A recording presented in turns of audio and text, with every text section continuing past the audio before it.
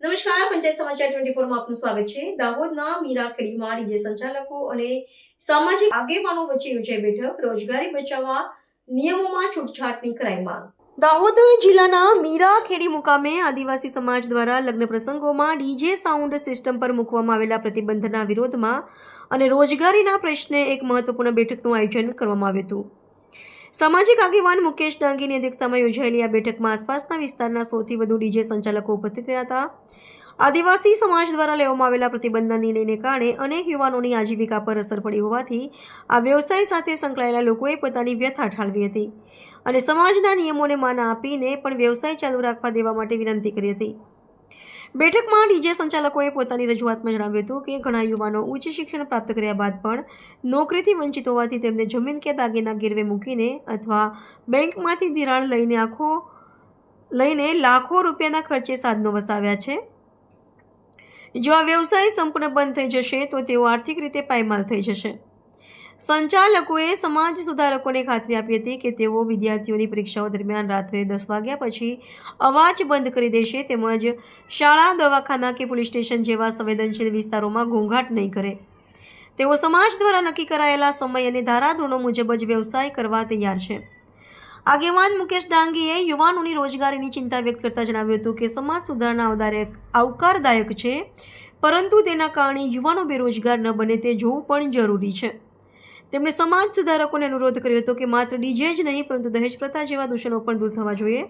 તેમણે ઉમેર્યું હતું કે જો સમાજ આ યુવાનોને સ્થાનિક ઉદ્યોગમાં નોકરીની વ્યવસ્થા કરી આપે તો તેઓ આ વ્યવસાય છોડવા તૈયાર છે। આગામી સમયમાં સમાજના વડીલો અને સુધારકો સાથે બેઠક યોજીને ડીજે સંચાલકોના હિતમાં કોઈ મધ્યમ માર્ગ કાઢવામાં આવશે તેવી ખાતરી આપવામાં આવી હતી। મીરાખેડી ગામે આજુબાજુના ગુરુ ગોવિંદ લીમડી અને આજુબાજુના તમામ ડીજે સંચાલકો 2 દિવસ પહેલા મારી પાસે આવેલ અને આ લોકોએ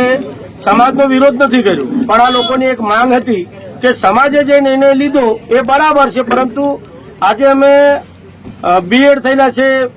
એગ્રીકલ્ચર કરેલ છે, પોલિટેકનિકો કરેલી છે, તે છતાં અમને નોકરી નથી મળી અને કોઈ રોજગારી ન મળવાના કારણે અમે અમારી જમીન વેચીને કે દાગીના ગીરવે મૂકીને કે અથવા તો પછી વ્યાજમાં કાઢીને કે લોન લઈને પણ અમે ડીજે લાયા છે। તો સમાજે જે સમાજની ફિકર કરી એની સાથે અમારા ડીજે સંચાલકોની પણ ચિંતા કરવાની જરૂર હતી। એમ કરીને આ લોકો મારી પાસે આવ્યા એટલે મેં કીધું ભાઈ તમે 5-25 જણ ભેગા થયા છે, પરંતુ તમામ જે તમે ડીજે સંચાલકો છો એ લોકોને એક મિટિંગ રાખો રવિવારે। એટલે આજ રોજ 10 કલાકે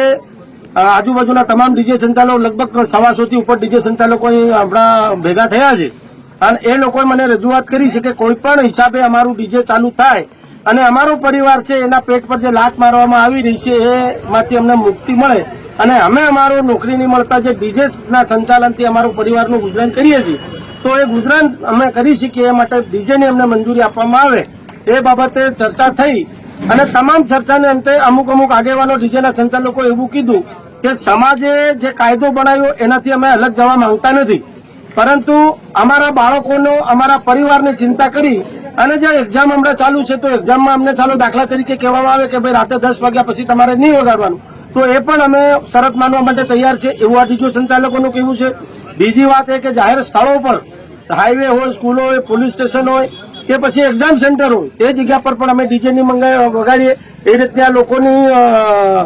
એક નિર્ણય આ લોકોએ લીધો છે, પણ સાથે સાથે સમાજે જે નિર્ણય લીધો છે એમાંથી અમને મુક્તિ અલાડી અને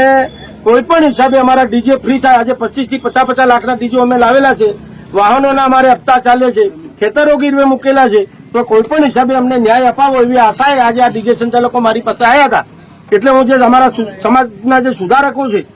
એમની સાથે મિટિંગ કરી અને આ જે ડીજે સંચાલકોની જે માંગણી છે એ માંગણીને ધ્યાનમાં રાખી અને એની જે લાગણી છે એને અનુસરી અને એમનો ડીજે છે તે ચલાડવા માટે મંજૂરી મળે અને સમાજ જે બંધન તમારા પર કરે કે ભાઈ આટલા સમય સુધી વગાડવું અને આટલા સમય પછી બંધ કરી દેવું અને જે તમારો રેટ છે એના રેટમાં પણ આપણો આજે દેખો દાખલા તરીકે સોનું આજે 2.5 થી 3 લાખ થઈ ગયું હોય, ચાંદી આસમાન છૂતી હોય, તો સાથે સાથે સમાજને એક વસ્તુ એમ પણ કહેવા માંગુ તમે કર્યું એ બહુ સારું છે, પરંતુ આ જે ચાંદી અને સોનું અને દહેજનું રાખ્યું એ પણ તદ્દન બંધ કરી દેવું જોઈએ અને આપણે સમાજને જો ઉપર જ લાવવો હોય તો તમામ જે આગેવાનો છે એમને મળીને આપણે સમૂહ લગ્નની આયોજન કરવું જોઈએ જેથી કરીને એક બે ડીજે થી કે અને આ લોકોનું ડીજે સંચાલકોનું કેવું છે કે સમાજ જો સમૂહ લગ્ન કરે તો અમે ફ્રીમાં અમારા ડીજે અમારા ડીઝલના ખર્ચે વગાડવા માટે તૈયાર છીએ, પણ સમાજ એ અમારા પર ડાયરેક્ટ સદંતર ડીજે બંધ કરવાનું જે એક પ્રતિબંધ લાદી રહી છે એ અમને મંજૂર નથી એમ કહી રહ્યા છે. અને કાં તો સમાજ અમને જે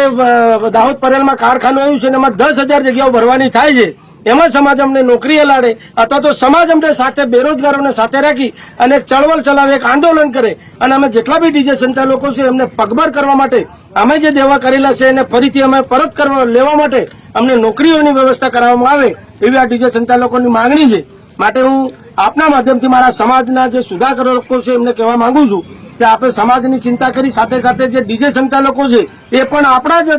દીકરાઓ છે, તો એમની સામે જોઈ એમને પણ કંઈક છૂટછાટ મળે એવી વ્યવસ્થા કરવામાં આવે સમાજ દ્વારા, એવી હું મીટિંગ કરવા માટે અમારા સમાજ સુધારકોને ટૂંક સમયની અંદર વાત કરવાનો છું.